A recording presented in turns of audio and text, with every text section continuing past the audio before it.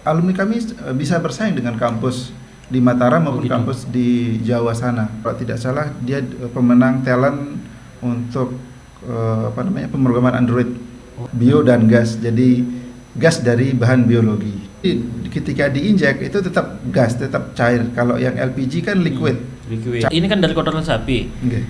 Itu pasti ada bau kotoran, kan pakai masak itu enggak? Nilai bisnisnya itu diampas sebenarnya. Oke. Sesuatu yang menyala itu sesuatu yang terlihat. Jadi yang dia bayangkan adalah seperti kencingnya sapi, ada kelihatan terbakar. Kami tidak mengajarkan berwirausaha sebenarnya. Mereka sudah punya usaha, kami membantu di digitalnya. Kami punya tools namanya GALS. Apa? GALS, GALS. Apa yang bisa dikerjakan laki-laki kita pindah tuh. Laki-laki yang mengerjakan.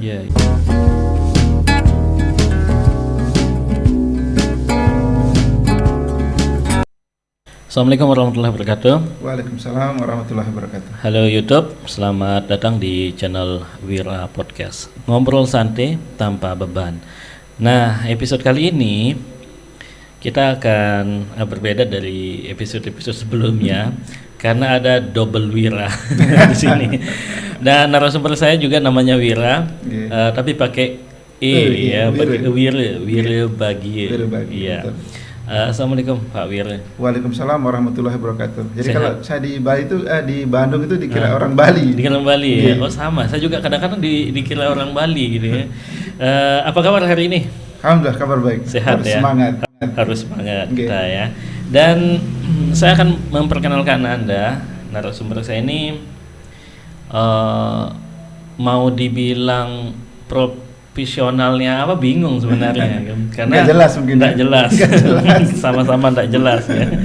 Jadi dia ini seorang tenaga pengajar, nanti kita akan bahas mengajarnya di mana. Dia juga pembangun biogas, nanti kita akan bicara tentang itu juga. Dia juga digipreneur, trainer gender, bahkan jual pakan sapi juga iya. Pernah juga guru SMK juga iya, menjadi relawan juga iya, dan juga dia sebenarnya pengamat politik ya, karena mengamati situasi politik gitu ya. Kan langsung bersinggungan dengan hidup kita kan sebagai gitu. Masyarakat. Betul. Dan yang paling aneh, dia itu sangat suka nonton film India. Dikupas juga ya di sini. Iya. Oke, Pak Wirli, saya ingin mungkin kita bahas tentang tenaga pengajar. Kalau aktivitas sehari-hari di mana? Sehari-hari untuk saat ini saya tenaga pengajar di STMIK Lombok Praya. Ini agak kadang orang nggak tahu ya, orang Praya bahkan tidak tahu sebuah kampus kecil dulunya Unilo, Universitas Lombok. Sekitar 2004. Tapi hanya jurusan teknik informatika, program studi teknik informatika dan sistem informasi yang dilanjutkan sehingga namanya menjadi Sekolah Tinggi Informatika dan Komputer Lombok. Itu lokasinya di mana? Di Praya. Di kota Praya. Dan sebenarnya kami ini kampus IT satu-satunya di kota Praya, di Lombok Tengah malah. Di Lombok Tengah kami yang berada di pusat kota, tepatnya di Jalan Basuki Rahmat nomor 105 itu arah ke Mantang. Sampingnya Yanmu. Kalau Yanmu saya sebut di mana-mana semua orang tahu. Padahal hanya beda tembok. Oh gitu, berarti dekat di sana ya? Dekat sekali. Okay. Kalau di sana ngajar apa di sana? Saya mengajar di TI. Untuk semester ini saya mengajar mata kuliah mikroprosesor dan mikrokontrol. Itu elektronika banget. Iya, itu sebenarnya sulit sekali sebenarnya. Memang backgroundnya dulu di SMK juga. Saya SMK-nya itu elektronika komunikasi. Selanjutnya mendapat beasiswa D3GK, D3 Guru Kejuruan, rekayasa elektro. Saya berlanjut S1 di sini. Saya tidak masuk UNRAM tapi masuk STMIK Lombok, jadi ambil jurusan teknik informatika. Nah selanjutnya saya menawarkan diri untuk membantu mengajar di sana. Magisternya di tahun 2013. Oke Pak Wir, bagaimana dengan output dari kampus di tadi itu? Apakah kualitasnya seperti apa? Kami melakukan trace kepada pengguna alumni. dan responnya sangat baik sekali kepada eh, Kampus. Gitu. kepuasan mereka tentang alumni kami. Nah, salah satunya ada namanya Lukman. Dia sekarang programmer di Kominfo Lombok Tengah. Dia kalau tidak salah dia pemenang talent untuk pemrograman Android. Oh gitu. Jadi tugasnya apa sebagai programmer itu apa? Programmer itu ya mengembangkan aplikasi baik itu berbasis desktop, berbasis PC maupun berbasis Android. Dan dia membuat semacam aplikasi berbasis Android. Betul. Dan sudah skripsinya tentang itu dan sekarang sudah banyak aplikasi yang dikembangkan di Kominfo Lombok Tengah. Oh, apa yang membuat kok orang belum banyak mengenal? Padahal ini kan sudah luar biasa sebenarnya. Oke, ya itu yang masyarakat nilai kan pace ya. Pace penampilan kami itu belum bertingkat gedungnya. Oh gitu. Jadi itu yang kadang buat orang ragu, apalagi sekolah sekarang kan komputernya sudah banyak, komputernya sudah canggih, begitu masuk di sana lab kami hanya 2 cukup untuk kami, tetapi karena penampilan akhirnya mereka mungkin memilih di kota Mataram. Padahal di sana luar biasa. Luar biasa, kan kita juga mengakses materi yang sama, tenaga pengajarnya. Kami ketika kuliah dosen-dosen di STMIK Lombok juga satu kampus dengan dosen yang di Mataram, bahkan kami unggul ketika magister. Oke, jadi sebenarnya belum menjadi jaminan juga ketika misalnya dengan gedung yang mewah, dan di kota-kota besar bahkan itu belum menjadi jaminan mendapatkan kualitas dari mahasiswa yang ya bisa betul-betul diterjunkan di masyarakat seperti itu ya. Betul, itu kan akan kembali ke mahasiswa sendiri bagaimana dia merajin menuntut ilmu, mengembangkan mata kuliah. Nah, sebenarnya keuntungannya banyak ketika kuliah di kami karena kami benar-benar untungnya banyak gitu. Untungnya satu, kita memiliki banyak waktu untuk memperhatikan, kan mereka tidak banyak kalau di kampus besar. Iya, betul. Mereka kadang tidak diperhatikan, tidak kuliah hilang. Cenderung mahasiswanya harus lebih aktif begitu ya. Kalau ya di kampus besar begitu. Tapi kalau di kami begitu dia tidak hadir, kami tanya kenapa tidak hadir. Bahkan ada juga yang dicari ke rumahnya sampai, gitu ya. Itu kan home visit itu kan untuk anak SMA sebenarnya. Iya. Tapi itu yang kami lakukan. Jadi betul-betul diperhatikan detail perkembangan dari mahasiswanya seperti itu ya. Betul, termasuk kami di pengerjaan tugas akhir juga kami merasa sangat mempermudah, kami membantu. Cuman kami tidak bisa yang ingin mudahnya saja tiba-tiba lulus, kami tidak bisa. Betul. Bahkan saya lihat dari sosial medianya mereka menyebut tentang dosennya yang close dengan mahasiswa, jadi terasa teman katanya. Oh gitu. Jadi kayak misalnya di media sosial pun berteman lah gitu. Iya, berteman, saling mengomentari. Saya lihat juga teman-teman dosen itu kadang mereka duduk di Bruga bersama mahasiswa. Oke. Jadi membangun kedekatan dengan mahasiswa seperti itu ya, biar agar tidak ada jarak seperti itu ya. Jangan sampai nanti takut ketemu dosennya. Iya. Nah, ini kan yang paling sering terjadi, mau ketemu dosen itu kayak ketemu hantu gitu ya. Takut sekali gitu ya. Bahkan yang mahasiswa baru kami itu banyak dari pesantren dan luar biasa. Kami merasa tersanjung ketika salam itu, kalau biasanya salam kan hanya cium tangan. Kali ini cium tangan atas, cium tangan bawah, taruh di kepala. Oh gitu, bolak-balik ya. Luar biasa ya. Oke, tadi Pak Wiredi juga dia seorang tenaga pengajar, dan yang menarik membangun biogas. Biogas itu apa sih? Ya, biogas itu ini dari kedua kata, bio dan gas. Jadi gas dari bahan biologi. Gas dari bahan biologi. Makhluk hidup. Artinya bagaimana? Oke.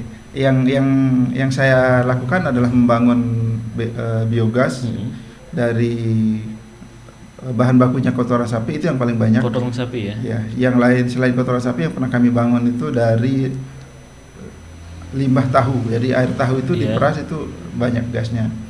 Nah, jadi yang kami banyak bangun adalah yang skala fixedum. Artinya? Fixedum itu adalah kubah tetap menggunakan coran semen kerikil. Nah, jadi dibuatkan tempat seperti digali, dibangun, kemudian gasnya digunakan untuk lebih banyak memasak. Walaupun gas ini kan bisa untuk industri. Nah, selain fixedum ada model lain. Dari plastik bisa, dari fiber bisa.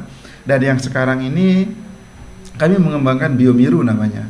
Biomiru. Biomiru. Artinya? Biomiru adalah singkatan dari biogas mini rumah tangga. Mini rumah tangga. Betul. Jadi bisa dipakai untuk masak.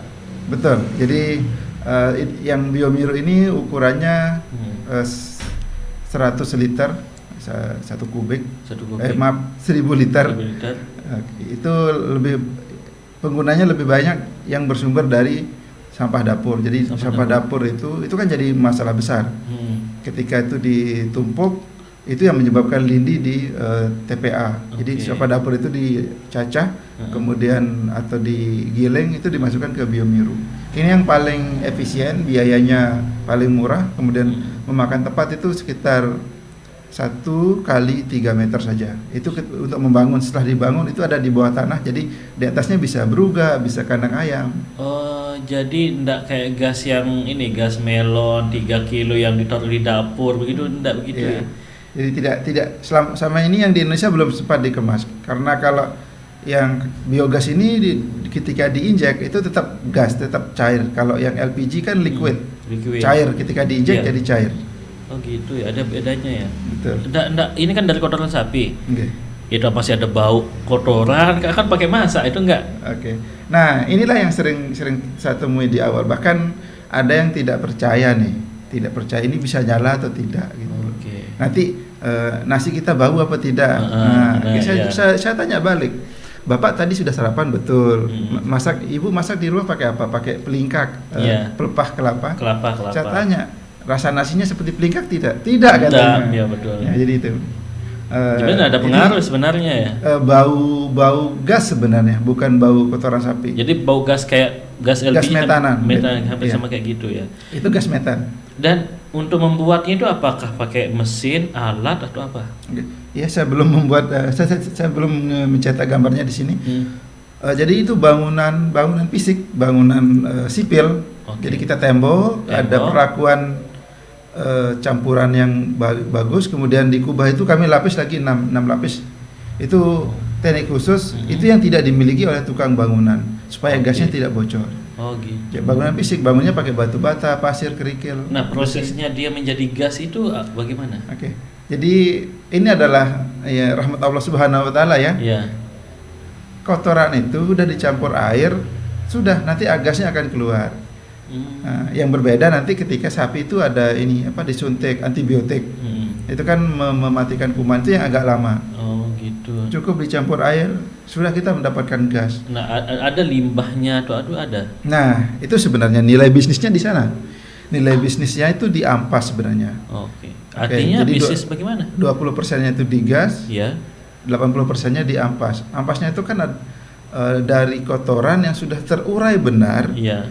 Jadi gasnya tidak ada, kemudian bibit-bibit rumputnya juga sudah mati. Kalau kotoran sapi dibiarkan nanti kan ada bibit rumput yang tumbuh. Ini sudah.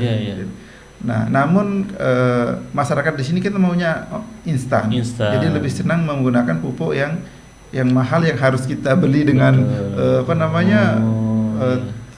susah untuk mendapatkannya. Bahkan cenderung lebih mahal ya. Sangat mahal. Dan itu bisa dijadikan pupuk ya. Tinggal kita keringkan, itu sudah menjadi pupuk cair. Airnya itu tinggal ditambah dengan tape, itu sudah menjadi pupuk cair. Pupuk cair ya. Dan di Lombok Tengah itu ada Pak Samad namanya. Ya. Di Ubung, pengguna kami dampingi sudah menjalankan bisnis ini. Yang mengambil pupuk ini dari Bali. Dan sekarang ini tetap masih berjalan ya? Masih berjalan. Jadi Pak Wira ini membuat biogas ini sampai sekarang masih tetap berjalan ya? Nah, itu yang sekarang setelah 2018 proyek-proyek biogas itu agak berkurang setelah gempa. Jadi kan refocusing anggaran ke rehab bangunan. Nah, selanjutnya ini 2020 kita kena lagi nih serangan dunia. Iya betul. Serangan dunia COVID. Jadi anggaran pemerintah banyak untuk penanganan COVID. Sementara yang teman-teman sekarang masih banyak yang saya lihat membangun Biomiru.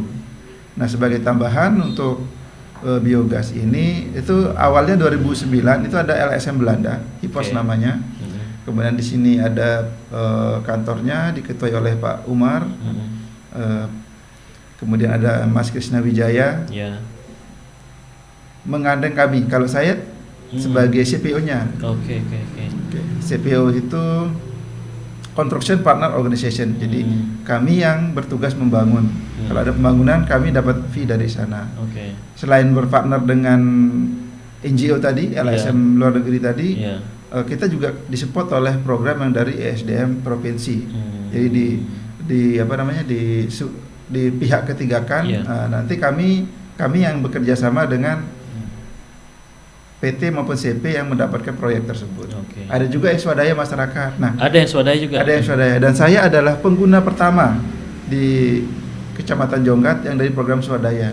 Jadi begini ya, mungkin agak panjang ini ceritanya. Di 2008 saya masih kuliah elektro di Bandung. Jadi saya mengenal biogas, saya mencari-cari tentang biogas ini. Saya sudah dapat desainnya, namun belum berani membangun. Kenapa belum berani waktu itu? Karena hanya berbekal di web dan YouTube-nya. Masih teori gitu ya. Iya. Nah, suatu ketika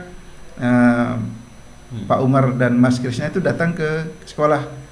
Ada rapat, mereka melakukan sosialisasi di situ, dan saya tidak ada di situ waktu itu.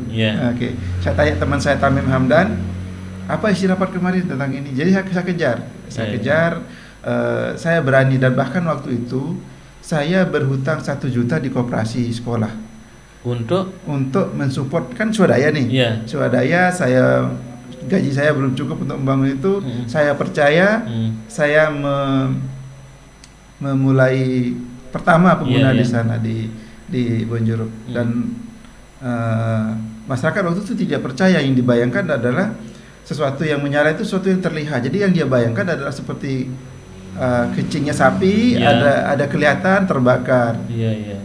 Jadi kayak macam kayak bensin kelihatan, bisa membakar, atau kayak kayu bakar kelihatan bisa membakar. Jadi seperti itu. Betul. Apalagi waktu itu kan sudah baru dibagikan LPG dan banyak yang tidak berani. Karena ada yang meledak Dan sejauh ini memang tidak pernah ada insiden-insiden seperti itu ya. Kalau di kami tidak pernah. Paling yang ada itu kalau pipanya dari reaktor ke dapur kan ada pipa. Kadang sudah terkelupas. Ini pernah kejadian, dia lupa kalau di sana itu ada pipa gasnya, bakar sampah di situ, pipanya meleleh. Itu terbakar di situ. Tapi tidak sampai menduga insiden yang besar, tidak. Tidak, karena ada pengamanannya ya. Begitu menyala, begitu terbakar, tadi sampah pipanya terbakar, ada keran. Saya tidak menunjukkan gambarnya, mungkin nanti. Jadi sebenarnya lebih apa ya, lebih safety mungkin ya. Nah, mana lebih efisien dengan LPG dengan biogas ini? Kalau berbicara efisien tentu biogas ini, karena semuanya kan gratis. Kan mereka punya sapi, tinggal memindahkan ke reaktornya, dan itu hanya butuh air dan tenaga. Itu olahraga kan. Nah, kalau misalnya dengan yang tadi Biomiru. Nah, itu dari sampah rumah tangga ya. Betul. Jadi kami mendesain yang lebih kecil. Kalau di perumahan kan tidak cukup untuk yang fixed dome tadi, yang butuh 3x7 besar, 3x7 lokasi. Dan kalau bangunannya besar maka membutuhkan bahan baku yang banyak.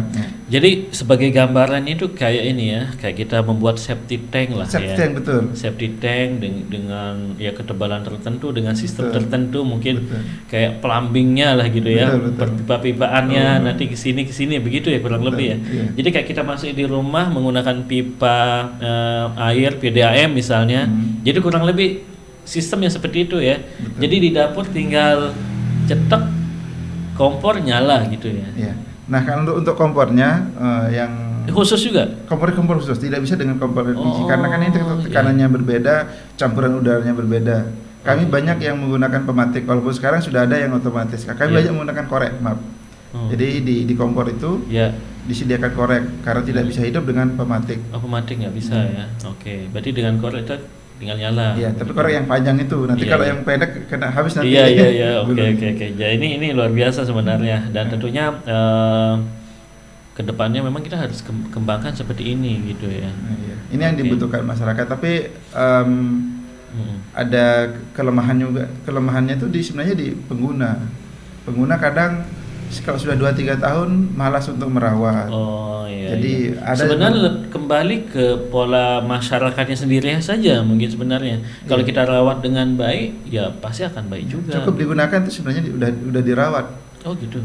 Cukup digunakan. Kan kalau digunakan kan berarti jalan terus gitu. Ya, jalan terus. Oke. Kemudian sebagai informasi tambahan, karena saya adalah pengguna pertama, di tahun berikutnya saya membangun 2011. Sekitar bulan Juni. Kemudian di tahun berikutnya saya diminta oleh Pak Ruju Rahmat, beliau yang CPO. Sebenarnya itu dia CPO-nya dari kami dari Koperasi SMK 2 Kuripan. Oke, Pak Ruju saya kenal beliau. Oh iya. Dia sekarang kepala sekolah SMK 3 Mataram ya. Mungkin agak legend ya di NTB. Iya, luar biasa Pak Ruju ya. Oke, luar biasa. Apalagi di ISO dia sampai ke Bima. Oh gitu ya. Kita mungkin hello dulu ya ke Pak Ruju. Pak Ruju Rahmat ini terkenal di mana-mana. Biasa ya Pak Ruju ya, oke. Sebagai informasi tambahan tadi saya diminta karena dipercaya, kan tadi trust itu kan. Saya dipercaya untuk bercerita ke masyarakat. Jadi saya dipercaya sebagai supervisor namanya. Oke. Jadi di situ di CPO itu ada direkturnya, ada supervisor, ada admin. Saya di supervisor, kemudian awal itu ada proyek 1000 reaktor biogas dari SDM provinsi. 1000. Kami dipercaya untuk membangun 50 waktu itu karena pembangunan sedikit di 2011. Jadi yang sedikit pembangunan CPO-nya sedikit dikasih dari situ. Kemudian alhamdulillah dari situ saya bisa kuliah lagi. Oke, luar biasa ya. Alhamdulillah gitu. Dan ini yang luar biasa, jadi memang harus dikembangkan dan juga memang kita memberikan pengetahuan ke masyarakat ya, bahwa apa yang ada di lingkungan sekitar pun masih bisa digunakan dengan baik gitu ya. Oke, gini sebenarnya tidak cukup waktu kita masih banyak yang ingin, tapi di sisi lain juga saya masih banyak dengan sosok Wirbagia ini gitu ya, luar biasa ya. Ini saya lihat juga Digipreneur. Apa sih Digipreneur itu? Oke, Digipreneur ya. Mungkin yang lebih familiar adalah kata prenernya, entrepreneur ya, wirausaha. Jadi di Maret 2021 kemarin saya bersama rekan saya Muhammad Topan Asri Zain. Beliau ini sebenarnya dosen saya dulu. Dosen saya dulu dan sekarang menjadi, kita agak musuh-musuhan gitu lah. Musuh. Oh, ya kadang dalam arti kadang jahil gitu loh. Oke. Dia jahil, saya juga balik jahilin dia gitu. Namun dia pada baik, dia yang menjerumuskan saya ke Digipreneur ini. Jadi Digipreneur itu adalah saya menjadi trainer untuk di sisi digitalnya. Kami membantu mendigitalkan usaha mereka. Mungkin sekarang mereka sudah punya barang jualan, sudah melakukan resell dengan cara konvensional. Jadi kami membantu dari segi digitalnya. Semacam online shop kah atau berbeda? Betul. Jadi di situ ada materinya tentang BMC, Business Model Canvas. Kemudian ada bagaimana membangun sebuah weblog, kemudian beriklan di Facebook, kemudian bagaimana melakukan membuat sebuah toko online di Tokopedia. Oke. Jadi Digipreneur ini memang apa ya, kayak mengajak orang lain untuk berwirausaha dengan sistem digital. Betul. Apa seperti itu ya? Lebih tepatnya kalau posisi kami adalah membantu mereka melakukan digitalisasi. Jadi kami tidak mengajarkan berwirausaha sebenarnya. Mereka sudah punya usaha, kami membantu di digitalnya. Pak Wirbagia ini juga saya lihat trainer gender. Ini kalau kita baca gender ini kan kadang orang itu sudah berpikir yang enggak. Nah, itu apa itu? Oke. Di sini saya trainer gender. Bukan mungkin sepintas terdengar mentraining orang untuk jadi perempuan, tidak begitu. Iya. Kenapa di sini gendernya dimunculkan? Kami punya tools namanya GALS. Apa? GALS, GALS. Apa itu? GALS. Apa itu GALS? Jadi Gender Action Learning System. Dan itu apa? itu adalah sebuah tools untuk mengajarkan mereka mengelola bisnis lagi. Oh, ini tidak jauh dari bisnis juga sebenarnya. Nah, dan GALS ini adalah satu program dari biogas tadi itu.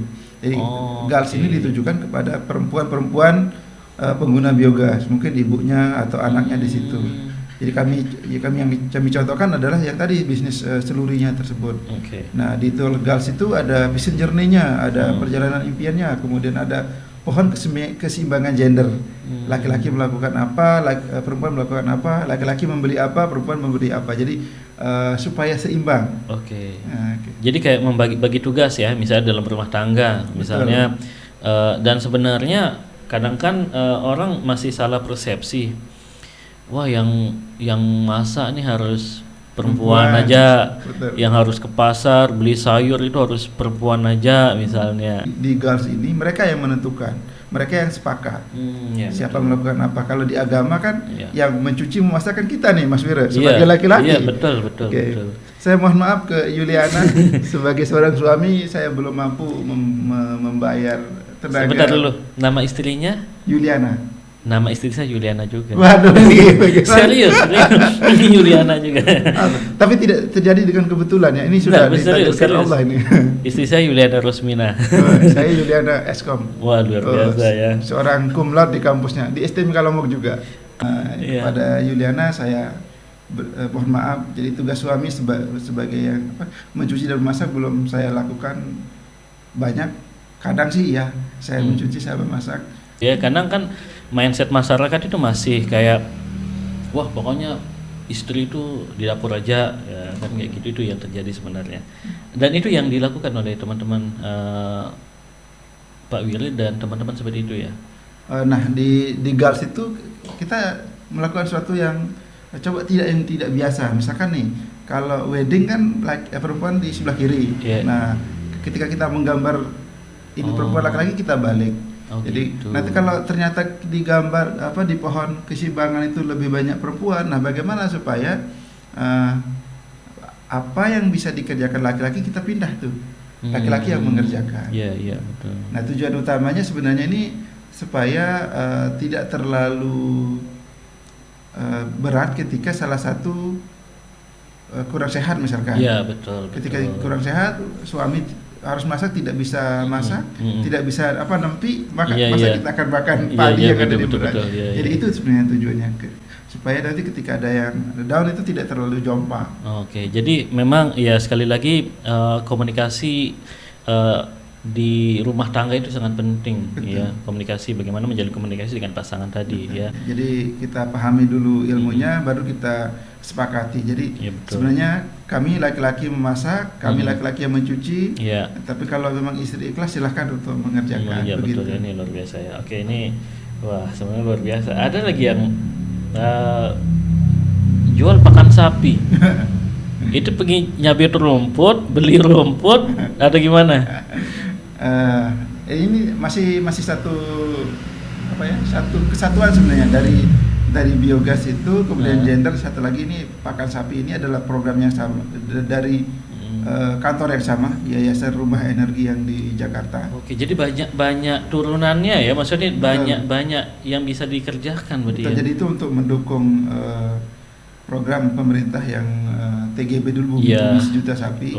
Jadi ada program untuk penggemukan sapi.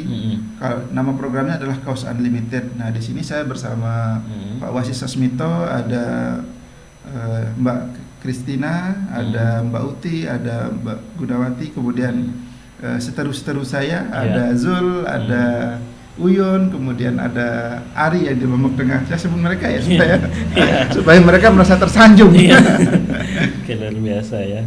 Dan jual pakan sapi ini jual apa ya? Jadi kami mendampingi. Ada Mbak Yulia namanya, Mbak Yulia Fitriani, dia di perempatan Remiga itu. Dia sebagai dia pelaku bisnisnya, dia ngambil di Jawa. Jadi kami membantu untuk mencari kemana dia harus menjual. Kami membantu dia di market storm, apa sih keunggulan. Bukan kami yang menjual, tapi kami membantu pelaku bisnis ini. Karena kami kan hanya program akan berakhir, mereka lah yang akan sustainable. Kan orang sebenarnya tahu pakan sapi ini lebih banyak mindset masyarakat lah kebanyakan eh, cabai dan rumput atau kasih lepas di kebun gitu kan, makan rumput selesai masalah gitu. Apakah gitu aja cukup? Atau enggak cukup dengan rumput aja? Ya. Kita lihat situasinya ya. Kalau di Sumbawa memang cocok karena lahan masih banyak, bisa digembala begitu. Namun di sini kalau mau mengemukkan sebenarnya itu harus dikurung. Kalau dia jalan-jalan kan dia habis untuk tenaga.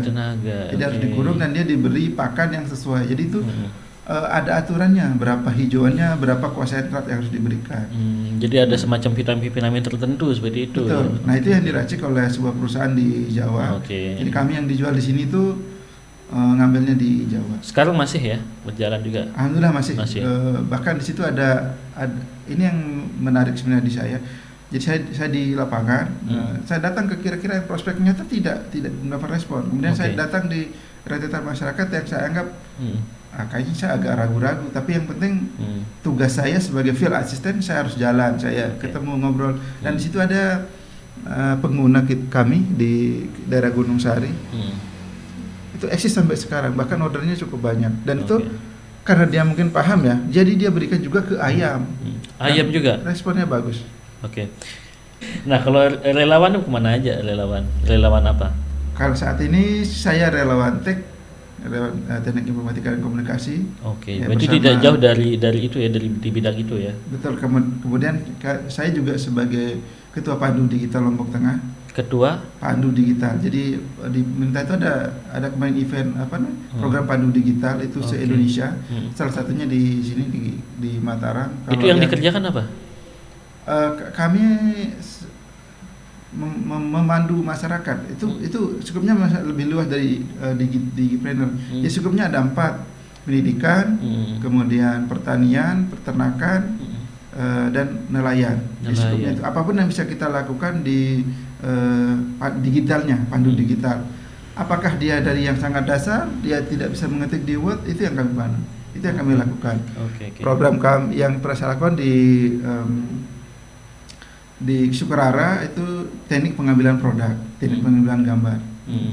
Ini salah satu kegiatan saya yang tidak jelas. Saya orangnya nggak jelas. Kadang jelas, saya di Sapi, kadang saya mengajari orang jadi ngambil gambar gitu ya. Jadi apa saja dikerjakan ya. Ini juga apa ya, sering mengkritisi sesuatu. Ini kan bahaya sebenarnya. Bahaya dalam arti ketika kita mengkritisi kebijakan pemerintah yang tidak sejalan menurut kita, itu kan juga banyak orang yang bisa like dan dislike. Betul. Itu bagaimana? Ya. Jadi saya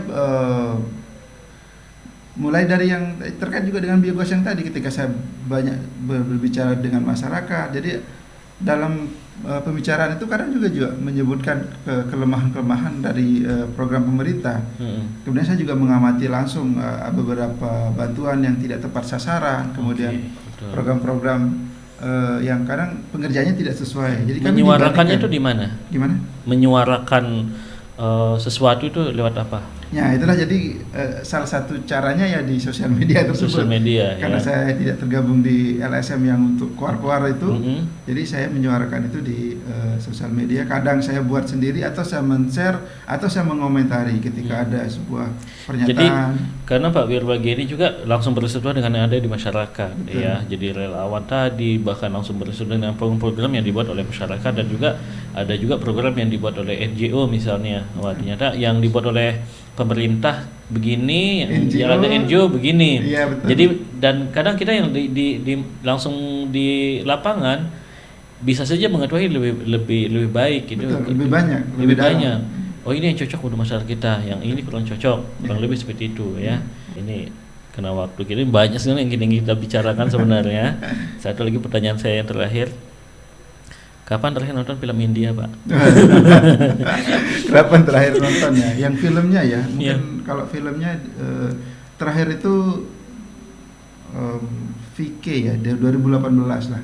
Itu kenapa kok suka nonton film India? Ini udah jadi relawan, udah jadi oposisi, tapi kalau nontonnya film India. Ya, Jadi begini ya, kalau zaman saya mulai zaman SMP dulu ya, SD lah, SD itu Oke. masih artisnya Mithun Chakraborty. Jadi kita anak SD kan suka dengan hero ya, Iya, iya. pahlawan. Kemudian di waktu SMP itu ada film Jaws, itu ada aksi laganya juga. Oh gitu. Nah selanjutnya ada beberapa film yang justru itu baik untuk menginspirasi bagi saya. Oh jadi dengan nonton film India ini ada menginspirasi juga? Betul. Jadi inspirasinya. Contohnya apa?